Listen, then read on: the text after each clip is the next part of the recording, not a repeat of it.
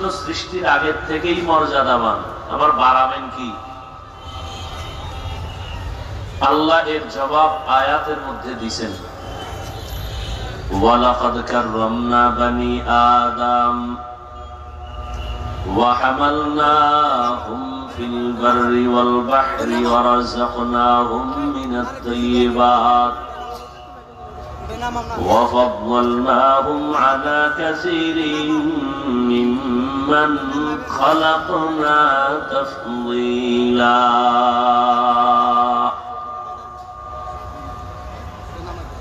বনি আদম বড় দামি, জমিনে পানিতে চলার জন্য আল্লাহ উত্তম ব্যবস্থা করেছেন।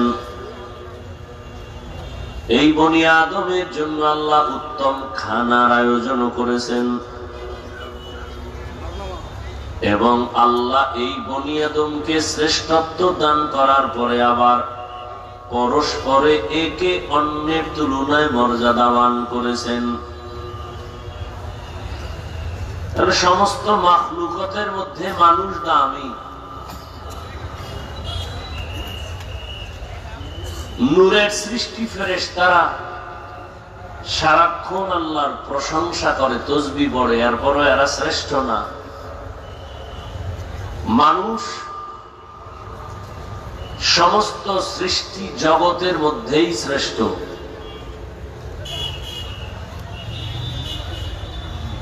সমস্ত জীব, সমস্ত মাখলুকাতের মধ্যে মানুষ শ্রেষ্ঠ, আবার এই মানুষের মধ্যে পরস্পরে একে অন্যের তুলনায় শ্রেষ্ঠ। বলে কেমন? বলে সারা দুনিয়ার মানুষের মধ্যে যাদের ঈমান আছে তারা ঈমান যাদের নাই তাদের থেকে দামি, শ্রেষ্ঠ। আবার যাদের ঈমান আছে, ঈমান ওয়ালাদের ভেতরে অনেক ঈমানওয়ালা আছে, আমলের চিন্তা করে না। যারা আমলওয়ালা তারা সাধারণ ঈমানওয়ালা থেকে শ্রেষ্ঠ। আবার ঈমানওয়ালা আমলওয়ালাদের ভেতরে আছে, আমল করে ঠিক, তবে রিয়াযুক্ত, ইখলাস নাই, তাকওয়া নাই।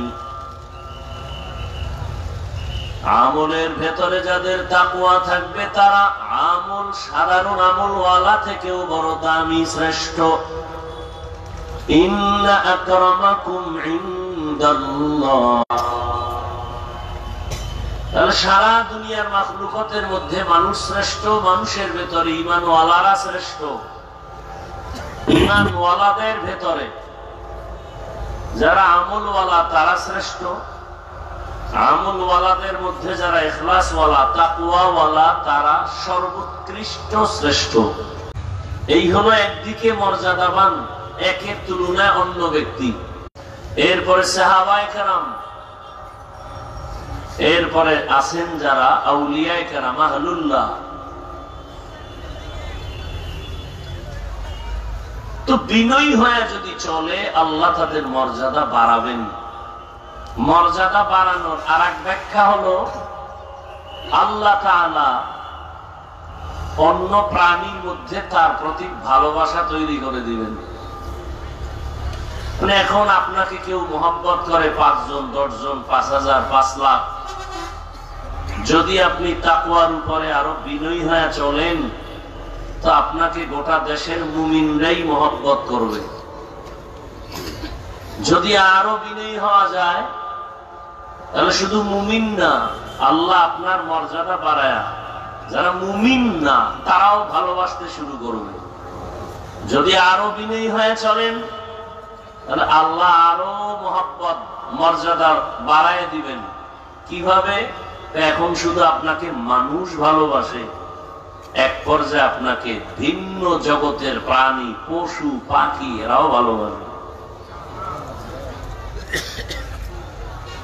যার জ্বলন্ত প্রমাণ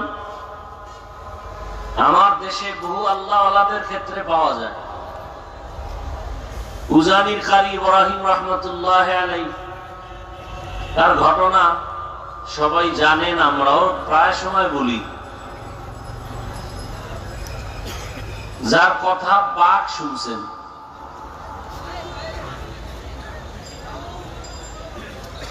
নোয়াখালীর জমিন ছেড়ে উজানিতে আসছেন, বিশাল জঙ্গল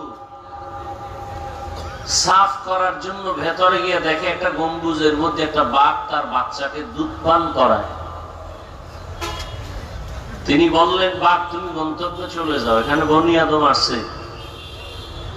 বলতে দেরি, বাঘ রওনা দিতে দেরি নেই। এখন আপনি বলবেন এটা কেমনে সম্ভব? কেমনে সম্ভব? এই ধান্দায় বইরে আপনার অন্য আমল শেষ। এটা কেমনে হলো, কেমনে হয়? তো আমি উদাহরণ এভাবে দেই, আপনাদের এই গ্রাম অঞ্চলে গরু দিয়ে হাল চাষ হয় না? এই কথা বল না কেন? আচ্ছা, গরুর হাল চাষ যারা করে তাদের চাষি বলে, ঠিক? চাষি কেমন? বড় বুজুর্গ বলেন না কেন? বড় শিক্ষিত, ডক্টর, সমাজের মোটামুটি নিম্ন শ্রেণীর মানুষ চাষি। সত্য কথাটা বলেন, এই চাষি যখন গরুরে অর্ডার দেয়, শুনেনি? চাষি যদি বলে এই গরু দাঁড়া, দাঁড়ায়নি। যদি বলে ডানে যা, যায়নি। বামে যা, যায়নি। চাষির কথা যদি গরু শুনে, আল্লাহর ওলির কথা বাঘ শুনবে না কেন? এই বুদ্ধি যে বোকাদের মধ্যে নাই, ওরা ওলিয়া উলিয়ার বিরোধিতা করে। এজন্য আমি সারা দেশে বলি, চিৎকার করে বলি, কসম করে বলি, যাতে সন্দেহের কোন ছিদ্র না থাকে। যারা ওলিয়া উলিয়া মানি না বলে, ওরা কোরআন মানে না, বুখারী শরীফ মানে না, ওরা ভণ্ড। ওদের যারা ভণ্ড বলে না, তারাও ভণ্ড। এতে সন্দেহ করলে আপনার ঈমান চলে যাবে। আল্লাহর জাত ও সিফাতের কসম, যারা বলে আমরা পীর মুরিদি মানি না, ওলিয়া উলিয়া মানি না, তারা বাতিল। কোরআন মানে না, বুখারী শরীফ মানে না।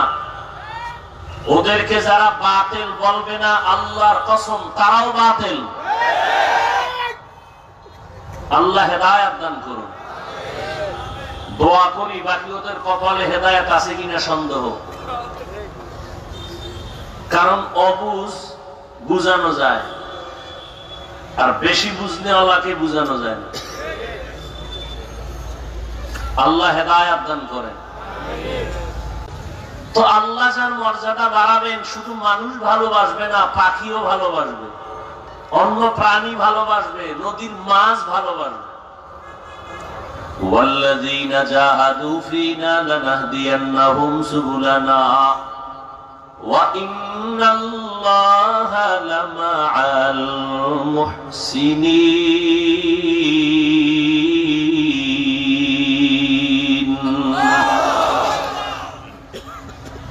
আল্লাহ তাআলা বলেন, যারা আমাকে পাওয়ার জন্য চূড়ান্ত ভাবে চেষ্টা করবে। কাকে পাওয়ার জন্য? আল্লাহকে পাওয়ার জন্য, তার সন্তুষ্টি অর্জনের জন্য।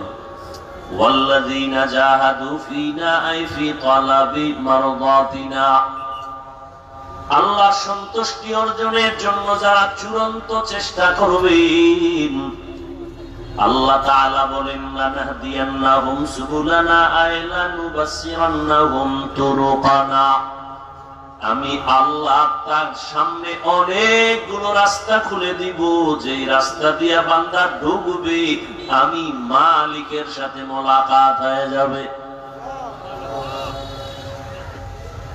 সাবিল এক রাস্তা, তার বহু বচন সুবুল, অনেকগুলো রাস্তা। যারা চেষ্টা করবে, আল্লাহ তাদের জন্য রাস্তা খুলে দিবেন। একটা না, অনেক। অনেক রাস্তা বলতে 120। কয়টা রাস্তা? 100। কথা বলেন, অগণিত। কাজে লাগাবার ক্ষেত্র হলো মখলুকের সীমানা। খালেকের ভিতরে ঢুকলেই ওর মাথা নষ্ট হয়ে যায়। আর প্রত্যেকের যে মেমোরি আছে, জিবি, মখলুক পর্যন্ত সীমাবদ্ধ, খালেক পর্যন্ত নয়। এ নিয়ে গবেষণা করিও না, মেমোরি হ্যাং হয়ে যাবে। ভালো ভালো শিক্ষিত মানুষ পাগল হয়ে গেছে কেন? যতটুকু তার মেমোরির জিবি আছে, এর থেকে বেশি বুঝার অপচেষ্টা চালাইছে, তো হ্যাং হয়ে গেছে।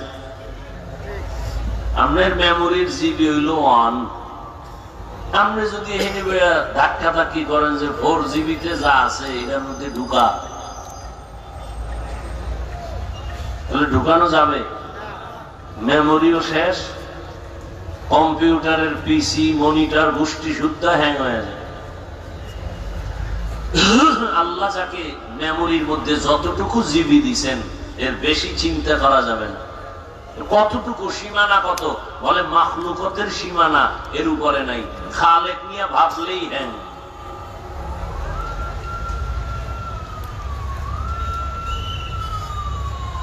তো আল্লাহ পাককে পাওয়ার চেষ্টা করা এটা বান্দার কাজ।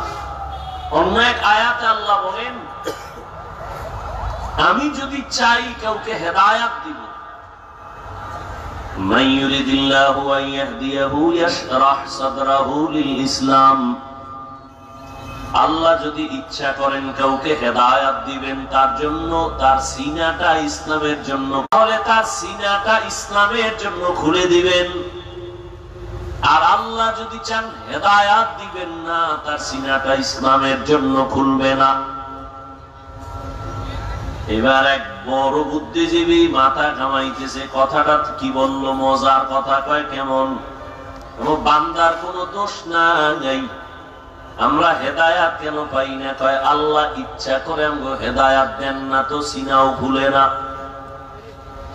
আল্লাহ নিজেই বলেছে, আমি যদি ইচ্ছা করি হেদায়াত দিব, তাহলে তার সিনাটা ইসলামের জন্য খুলব। আর আমি খুলেন নাই, আল্লাহ তাকে হেদায়াত দেওয়ার সিদ্ধান্ত নেন নাই, তাহলে বান্দার কি অপরাধ? আল্লাহ হেদায়াত দিলে সিনা খুলবেন, আল্লাহ যদি হেদায়াত না দিতে চান তো সিনা তার আল্লাহ খুলবেন না। এখানে বান্দার কি দোষ আছে?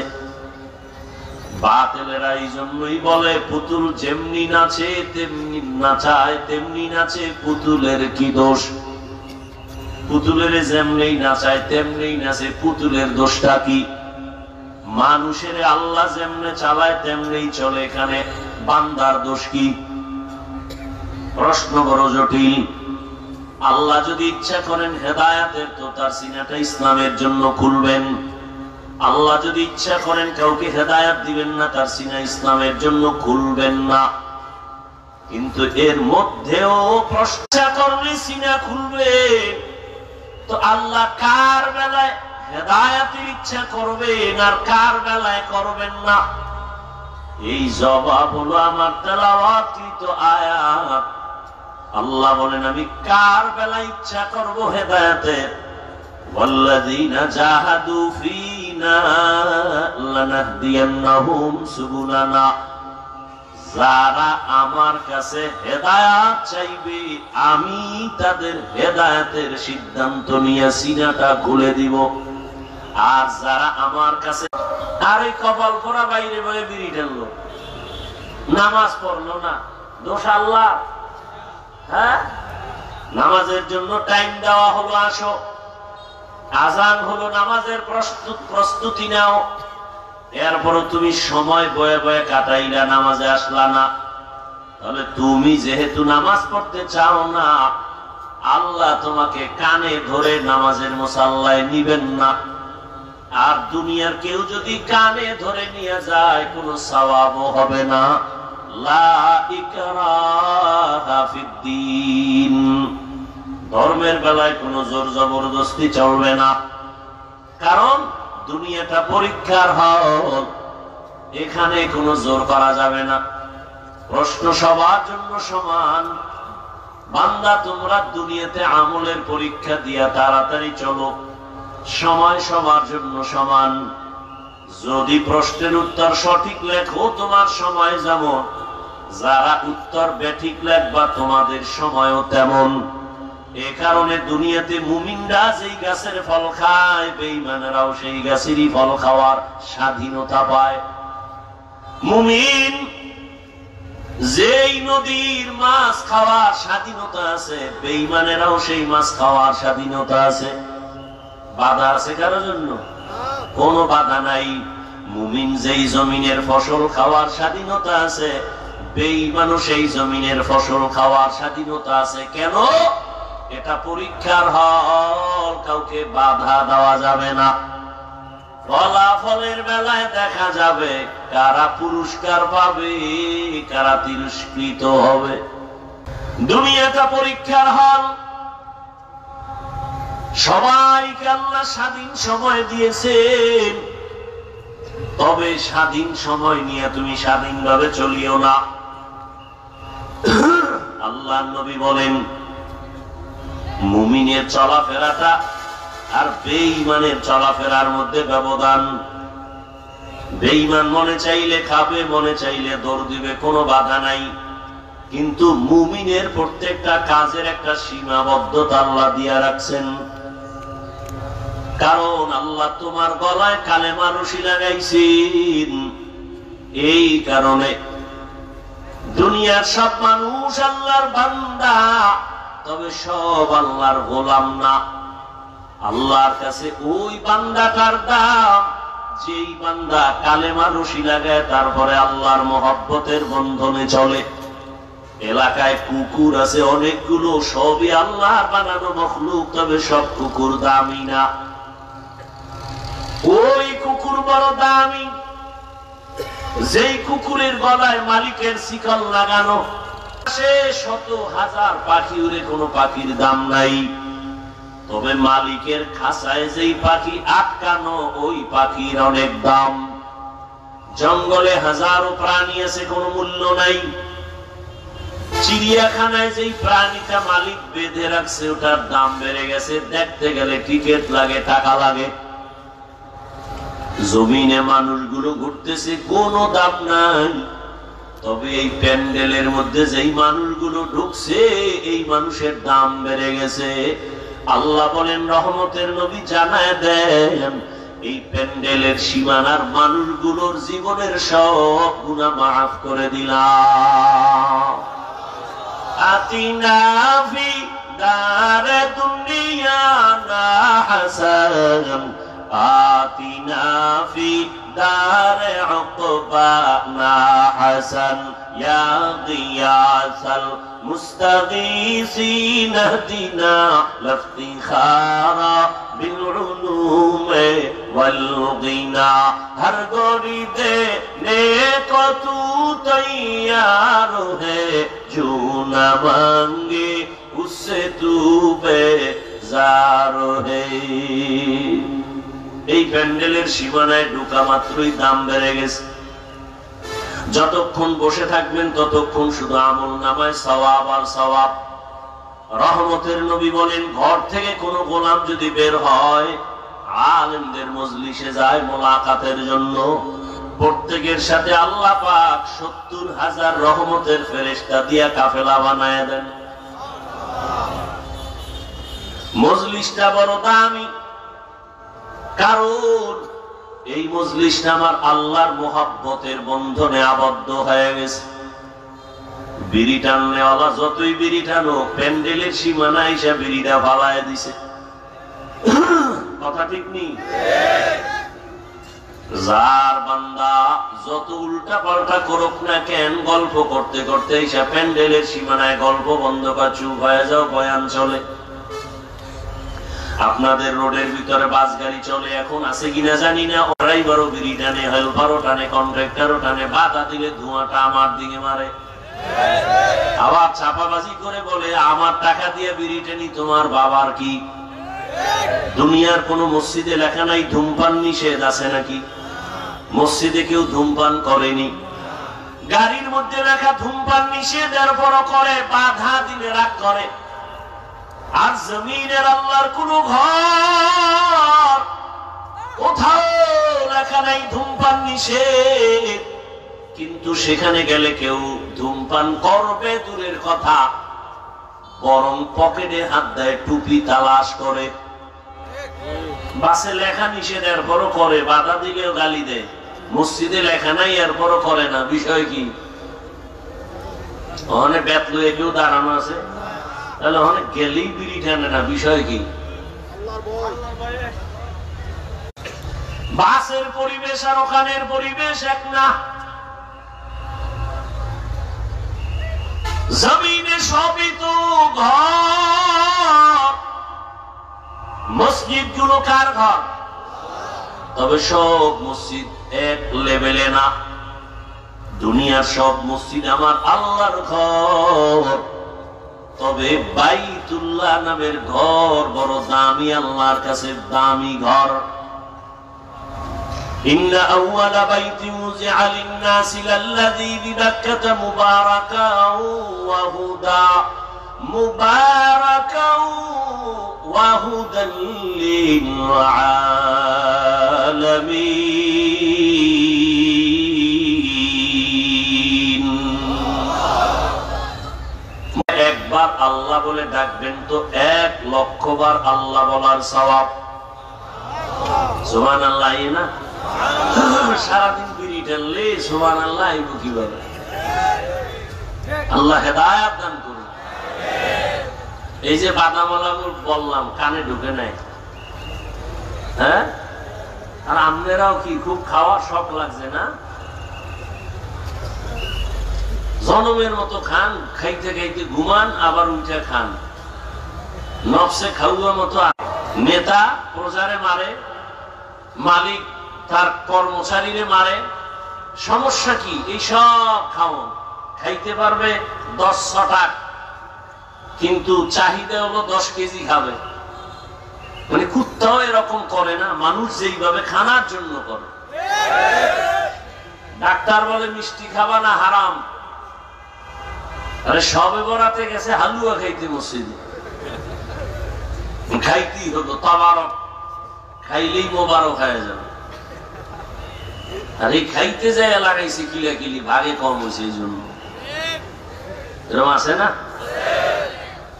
ওয়াজ মাহফিলও খাওন, মোনাজাতের ভিতরে অনেক জায়গায় কমতেছে আলহামদুলিল্লাহ। মানে প্যাকেট করে রাখছে, হুজুর আপনি বড় মোনাজাত দিবেন, আর ভিতরে মানুষ যখন হাত উঠাইছে কিছু দেওয়া লাগবে তো। আল্লাহ তো দিবে কিনা পাও সন্দেহ, আমরাই দিয়ে দিই। মোনাজাতের ভিতরে প্যাকেট, এই যে মোনাজাত কবুল হয়ে গেছে, প্যাকেট পাইয়া লাইছি তেহারি। আর এই তেহারি লয়ে কিলাকিলি করে বহু মাহফিল বাদ হয়ে গেছে।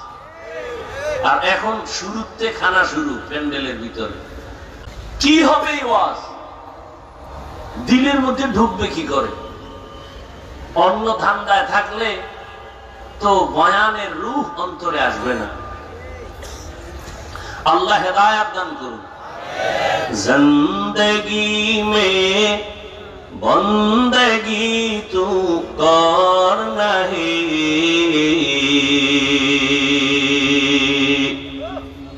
জিন্দেগি মে বন্দেগি তু কর নাহি, जिंदगी में बंदगी शर्मिंदा है, जिंदगी में बंदगी शर्मिंदा है। यहाँ हम सब मुसाफिर दिल ना लगा,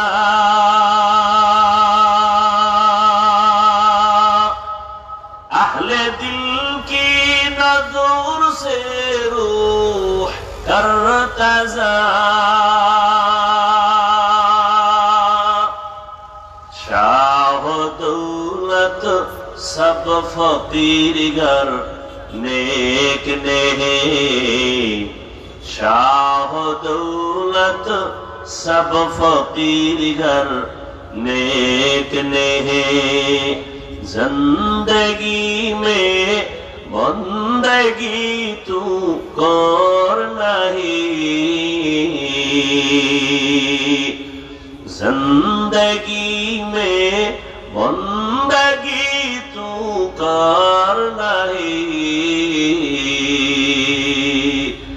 जिंदगी में बंदगी शर्मिंदा है, जिंदगी में बंदगी शर्मिंदा है, जिंदगी में बंदगी कुन बंदगी বন্দেগি বে জিন্দেগি শর্মিন্দগি।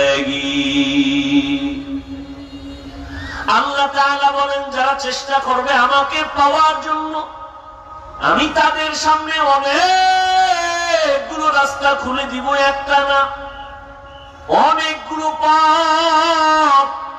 যেই পথ দিয়ে বান্দা ঢুকবে ওই পথ দিয়েই মালিকের সাথে মোলাকাত হয়ে যাবে।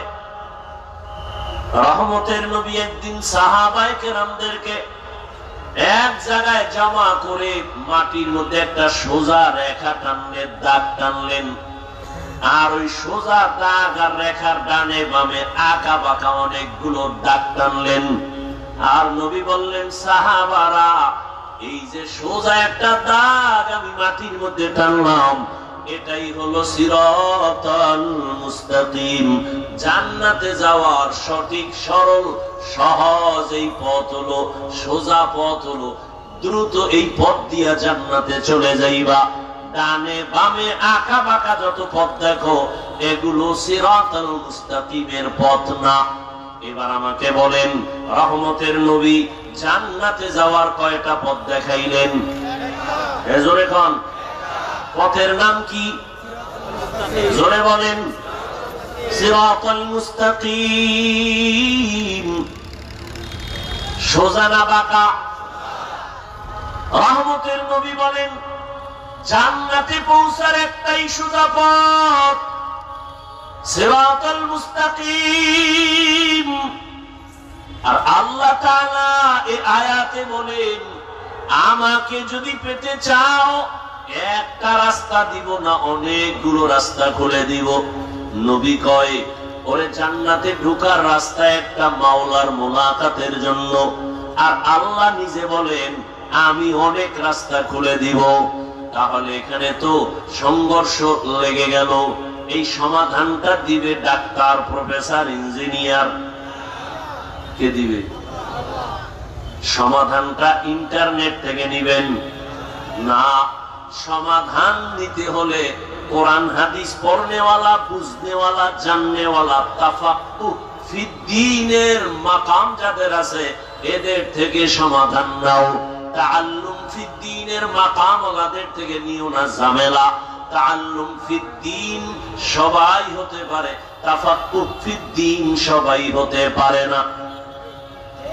মান ইউরিদিল্লাহু বিহি খাইরান ফাক্কিহু ফিদ্দীন, দ্বীন সম্পর্কে জ্ঞান অর্জন করা এটা হিন্দুও পারে। অনেক হিন্দুরা ইসলাম সম্পর্কে অনেক কিছু জানে, কিন্তু এটা কামিয়াবি সফলতা না। এটা তাআল্লুম ফিদ্দীন সফলতার চাবি না। তাফাক্কুহ ফিদ্দীন বড় দামি। আল্লাহর নবী বলেন, আল্লাহ যাকে বেশি মুহাব্বত করেন, আদর করেন, মায়া করেন, আল্লাহ তাকে তাফাক্কুহ ফিদ্দীনের মাকাম দেন। মানুষে কি কইব? আর কেউ নামাজ পড়ে আল্লাহর মুহাব্বত নিয়ে। এজন্য ইবাদত কাকে বলে? ইসলাম কাকে বলে? আল ইসলাম গরদান নেহাদান বাতাআত, বিনয়ের সাথে আল্লাহর কাছে আত্মসমর্পণ করা। আত্মসমর্পণ করা এক জিনিস, বিনয়ের সাথে করা ভিন্ন জিনিস। লিকুল্লি শাইইন জিনাতুন ফিল ওয়ারা ওয়া জিনাতুল মারই তামামুল আদাবি। বিনয়ের সাথে আত্মসমর্পণ করো। জান্নাতে যাওয়ার পথ সোজা, এটা একটাই, ঠিক আছে। তবে ওই পথে ঢোকার জন্য ডানে বামে আরো শাখা রোড থাকে। যেমন কুমিল্লা থেকে ঢাকা যাবেন, বিশ্ব রোড কয়টা? কথা বল না কেন? কিন্তু ওই বিশ্ব রোডে ঢোকার জন্য ডানে বামে শাখা রোড আসেনি। শাখা রোড থাকা বিশ্ব রোডের জন্য ভালো না খারাপ? ভালো। ঠিক সিরাতাল মুস্তাকিম এটা বিশ্ব রোড জান্নাতে যাওয়ার। আর ডানে বামে বহু রোড আছে, ওই রোড দিয়েও তুমি বিশ্ব রোডে ঢুকবা। ইমামে আযম আবু হানিফা রাহমাতুল্লাহ আলাইহি যে রোড আলাইহির মাযহাব আলাদা, রাস্তা আলাদা। ওই রাস্তা দিয়েও যদি ঢুকো, সামনে গিয়ে দেখবা বিশ্ব রোড সিরাতাল মুস্তাকিমের সাথে লাইন লাগানো। ইমাম শাফিঈ রাহমাতুল্লাহ আলাইহি তিনি আবার আলাদা মাযহাব দিলেন, তার রাস্তা আলাদা। তার মাযহাব মানিয়ে যদি তার পথে কেউ চলে তাহলে সামনে গিয়ে দেখবে সিরাতাল মুস্তাকিমের সাথে সংযোগ লাগানো। আর সিরাতাল মুস্তাকিমে যদি উঠতে পারো বিনা হিসাবে জান্নাতে ঢুকবা। বর্তমানে সহজ উদাহরণ হলো তাবলীগওয়ালাদের একটা পথ, পীর মাশায়েখরা জান্নাতের পথ আর একটা দেখায়, সিস্টেম আলাদা। আবার বক্তারা আলেম মাদ্রাসাওয়ালারা আর একটা পথ দেখায়। কথা ঠিক নেই? তাবলীগওয়ালারা বলে ৬ উসুলের মেহনত করো, পীর সাহেবরা বলে সকাল সন্ধ্যা কষাইয়া জিকির লাগাও। সবাই এক একভাবে ঔষধ দেয়, এক এক রকমের রাস্তা, ফর্মুলা, প্রেসক্রিপশন আলাদা, তবে মাকসাদ কারো ভিন্ন না। সবার মাকসাদ একটা, বান্দা যেন আল্লাহ ওয়ালা হয়ে যায়। রাস্তা কারো আলাদা নাই, উদ্দেশ্য কারো আলাদা নাই। যেমন আমার পেট ব্যথার জন্য আমি এলোপ্যাথিক ডাক্তারের কাছে গেলে ওই ডাক্তার আমাকে দিবে সিরাপ, প্রয়োজনে ইনজেকশন। আমি এই ব্যথা নিয়ে যদি আবার হোমিওপ্যাথিক ডাক্তারের কাছে যাই, সে আমাকে সিরাপ দিবে না, ইনজেকশন দিবে না, সে দিবে আমাকে লিকুইড কিছু পানি, ঝাঁকি দিয়ে 10 বারের পরে পানি পান করো ফোঁটা ফোঁটা। আবার এই রোগী যদি কবিরাজের কাছে যায়, বলে ইনজেকশন ফালায় দে, তেল ভরা পানি ভরা লাগা, পেট ব্যথা ঠিক হয়ে যাবে। আয়ুর্বেদিকের কাছে যাও, সেখানে আবার বলবে সালসা নাও। এক এক ডাক্তার এক এক ধরনের ঔষধ দেয়, কাউকে খারাপ বলা যাবে নি। কেন? বলে উদ্দেশ্যের মধ্যে ভেজাল নাই। খারাপ কেন বলবে? এলোপ্যাথিক ডাক্তারের ঔষধ একরকম, উদ্দেশ্য পেট ব্যথা ভালো হয়ে যাক।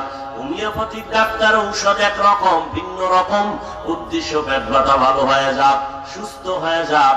কবিরাজের ঔষধের ফর্মুলা আলাদা, উদ্দেশ্য আলাদা না, উদ্দেশ্য সব এক, সুস্থ মানুষ অসুস্থ যেন সুস্থ হয়ে যায়। তাবলীগওয়ালারা দিন নাই রাত নাই খেদমত করে, তাদের এক, যদিও ভিন্ন ফর্মুলা ঔষধ দেয়, পীর সাহেবরা ভিন্ন দেয়, উদ্দেশ্য সবার এক। আল্লাহ ভোলা মানুষগুলো যেন আল্লাহ ওয়ালা হয়ে যায়।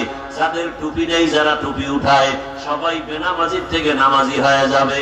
এই কারণেই দেখা যায় তুমি বয়া বয়া গবেষণা কইরা কইরা কম্পিউটারে হিসাব মেলাও, তাবলীগের এই দোষ, পীর মুরিদের এই দোষ, চরমনের এই অপরাধ, উজানির এই অপরাধ।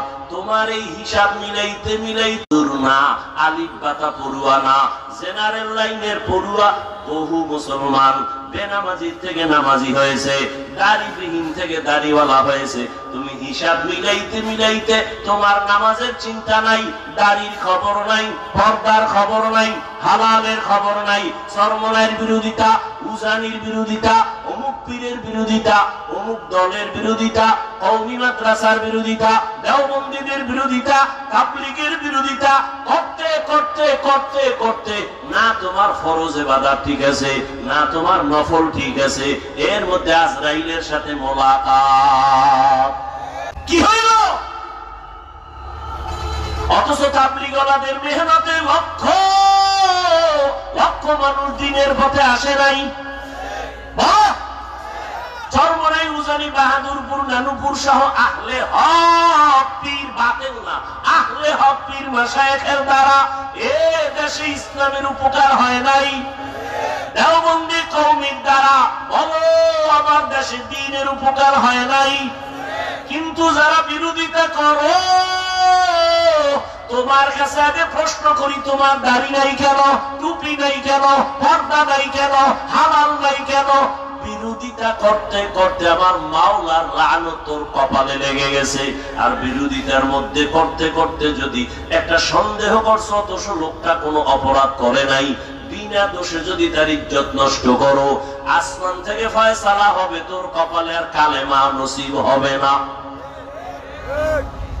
আল্লাহ হেদায়েত দান করুন। নবীরে গালি দেয়, নবী গালির জবাব দেন না। নবীকে কত বাজে কথা বলে, নবী চিন্তাও করেন না। নবী তার দাওয়াতের কাজ চালাইতেছেন আর ভোর রাতে আমার মালিকের কাছে কান্না করে, ও আল্লাহ দ্বীনের রাস্তা তুমি ওপেন করে দাও, যারা বুঝে না হেদায়েতের পথে নিয়ে দাও। তুমি বলো কওমি মাদ্রাসা বন্ধ করো, আর তোমার পাশে আমার মাওলা আরেকজনের দাঁড় করায়া কয় মাদ্রাসা কর, টাকা যা লাগে আমি দিব। অতএব বাবা তর্ক ছেড়ে দাও, সামনের পথে আগাও। ওই দ্বন্দ্ব বাদ দিয়া নবীজির আদর্শের মালা গলায় লাগাইয়া চলো। আল্লাহর মোহাব্বত নিয়ে সামনে আগাও, আল্লাহ ওয়ালাদের নেক নজর লাগাও।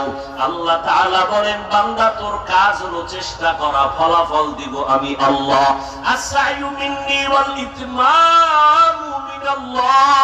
বান্দা তুই চেষ্টা কর, পারবি না চেষ্টা কর, সফলতা দিবেন কে? বাচ্চা হাঁটতে পারে না, চেষ্টা করে চেষ্টা করে চেষ্টা করে, পইরা গেলে মা ধইরা উঠায়, বাবা ধইরা উঠায়। বাচ্চা যদি চেষ্টাই না করে তো আর হয় না। বাচ্চা কান্না করে, প্রথমে আম্মু বলে ডাকে, আম্মু আম্মু কয়ে ডাকে, মা জবাব দেয় না কেন? মা শুনছে, জবাব দেয় না কেন? মায়ের মন চায়ও আরো ডাকবে, আমার মায়াও বাড়বে। বাচ্চা ডাকে আম্মু, মা জবাব দেয় না। কিছুক্ষণ পর বাচ্চা আওয়াজ বাড়ায় দিছে, আম্মু আব্বু বলে ডাকে, মা জবাবও দেয় না। এক পর্যায়ে যখন কান্না শুরু হইয়া যায়, মায়ের কলিজায় মায়ার জোয়ার এসে যায়। মা কাজ বন্ধ করে দৌড়াইয়া বাচ্চাটারে তখন কোলের মধ্যে নেয়, কাদা মাটির দিকে তাকায় না। বান্দা তোমার কাজ হলো চেষ্টা করো, চেষ্টা করতে থাকো। জবানে তুমি অন্তরে আমার মাওলাকে ডাকো, আজকে ডাকতে থাকো, বন্ধ করিও না। আমার মাওলা চায় তোর ডাক বারবার শুনবে, কারণ আমার আল্লাহর কোনো ছেলে নাই, কোনো মেয়ে নাই। লাম ইয়ালিদ ওয়া লাম ইউলাদ। আল্লাহ আদর করে বানাইছেন আমাদের মানুষ। আল্লাহ চায় বান্দা তুই বারবার আমার মালিকের ডাকবি, আর আমার মালিকের কুদরতি অন্তরে মায়া জন্ম হবে। বান্দা তুই ডাকতে থাক, বন্ধ করিস না। এক পর্যায়ে আমার মালিক যখন রহমতের দরজা খুলবেন, ওই সময় দেখবি তোর হেদায়েতের মালা গলায় পড়ে গেছে, দুনিয়ার সব ঝামেলা দূর হয়ে গেছে, আল্লাহর মোহাব্বত বাড়তেছে। দেখবে এখন তোমাকে সবাই মোহাব্বত করে। কে কি বললো দিকে তাকাবার সুযোগ নাই। আমি আমার মাওলাকে ডাকতে থাকবো। বাচ্চা মাকে ডাকে, ভাই বোনেরা আর ডাকিস না, আম্মু কাজে আছে আসবে, থাম থাম। বাচ্চা বুঝে না, কাঁদতেই থাকে, আম্মু আম্মু বলতেই থাকে। ভাই বলে কাঁদিস না, আম্মু ডাকিস না। কে কি বললো দিকে কান লাগাইও না। তাকায় দেখো বান্দা, তুমি ওই দিকে যাইতে থাকো। দেখুনি চোখে পানি আসে, দেখুনি নামাজের জন্য দিল তৈরি হয়, দেখুনি বান্দা পর্দার জন্য দিল তৈরি হয়। ওরে তুমি পিছনে থাইকা কি হবে? তুমি যে পিছনে থাইকা দাঁড়িয়েও রাখতে পারো নাই, অন্তরে কোনো দুঃখ নাই, অথচ যেদিকে যাইতে তুমি নিষেধ করো, ওখানে যায় বহু আল্লাহর বান্দা নামাজি হইতেছে, বহু আল্লাহর বান্দা পর্দা করে, বহু আল্লাহর বান্দা হালাল চেষ্টা করলেও সমাজ সফলতায় পৌঁছতে পারবে না। এক নাম্বার গুণের নাম হলো আদব। বেয়াদব কোনদিন 1000 বছর চেষ্টা করলেও মালিকের সফলতার দরজা পাবে না। বেয়াদব কোনদিন সফলতার দরজা পাবে না। আদব কি? বড় হুজুরের সামনে নামাজের সূরাতে বসা আদব বলে না, না, আদবের আরেক নাম সুন্নত। পানি পান করো, আদব আছে, ওই আদবের নাম সুন্নত। জুতা পরবা, সেখানে আদব আছে। আর কোন আদবের কোন আদর্শ নাই। রহমতের নবী এজন্য নিজেই বলেন, আদাবানি রব্বি ফাআহসানা তাদিবি। রব আমাকে আদব শিক্ষা দিয়েছেন। কত সুন্দর আমার রবের আদব। রবের আদব কত সুন্দর। যে বান্দা রাস্তা দিয়ে হাঁটবে, নজর নিচে রাখো, ডান দিক দিয়ে হাঁটো। বান্দা তুমি পানি পান করবা, এক টানে পানি পান করবা না। বান্দা তুমি 3 শ্বাসে পানি পান করো। বাথরুমে ঢুকবা আদবের সাথে, বাম পা দিয়ে ঢুকো, খালি মাথায় খালি পায়ে ঢুকবা না, বাম পায়ের উপরে ভর করে বসবা। এভাবে আদব রক্ষা করিয়া যদি চলো, বাবার সাথে মায়ের সাথে পথ সর্বক্ষেত্রে আদব। চোখের চাহনির মধ্যে আদব। আঙ্গুলের ধৈর্য নাই, তাদের সফলতা নাই। ধৈর্যের পরীক্ষা শুরু হয়ে যাবে রমাজানে। তারাবির মধ্যে দেখা যায় কি পরিমাণ ধৈর্য। কি খতম করবে, অন্তরে সব খতম তারাবি করবে, কিন্তু ধৈর্য কত বেশি যে 8 রাকাতের বেশি আর ধৈর্য নাই। আছে না নাই? 8 রাকাতের বেশি ধৈর্য নাই। এর নবীর উম্মত, এরপরে তাড়াতাড়ি কে পড়তে পারে কোন হাফেজ সাহেব, ওদিকেই মাইল হয়ে যায় কাম হবে। যেহেতু বলেই ফেলেছি 1 মিনিটে, খেয়াল করেন, যদি কেউ বলে 8 রাকাতই তারাবি, মেনে নিলাম 8 রাকাত। রমজানে নফলের দাম কম না বেশি? তাহলে 20 রাকাতের বাকি 12 রাকাত তুমি নফল হিসেবে পড়ো। রমজানেও নফল পড়বা না, নফল লাগে না, ওগুলিয়ে উপায় কি? অথচ স্পষ্ট হাদিস, হাদিস হাদিস করে কপাল পড়ারা, এই হাদিস পড়ো নাই, কিয়ামতের ময়দানে ফরজের আমলের ঘাটতি পূরণ হবে নফল দিয়া। একটা ফরজ 70 গুণ বেশি। আগামী রমজান পাবা কিভাবে? গ্যারান্টি আছে? এজন্য তো নবী রজবে দোয়া শুরু করছেন, আল্লাহুম্মা বারিক লানা ফি রাজাব ওয়া শাবান ওয়া বাল্লিগনা রমজানে মরি। কি দোয়াটা পারেন না? কয়জনে পড়ছেন? জিগেল পারি তো, পড়ছেন নি? পারি তো, তো ইবলিসই তো বলছে পারি তো, লাভ কি? পড়ি তো যদি বলেন তো না কাজে লাগবে। পারি তো বলার সফলতা নাই, পড়ি তো এ কথায় সফলতা আছে। আজকে থেকে চালু করবেন, হাঁটতে বসতে উঠতে চলতে দোয়া পড়বেন, আল্লাহুম্মা বারিক লানা ফি রাজাব ওয়া শাবান ওয়া বাল্লিগনা রমাজান। আল্লাহ সবাইকে কবুল করেন। তাহলে বান্দার কাজ কি?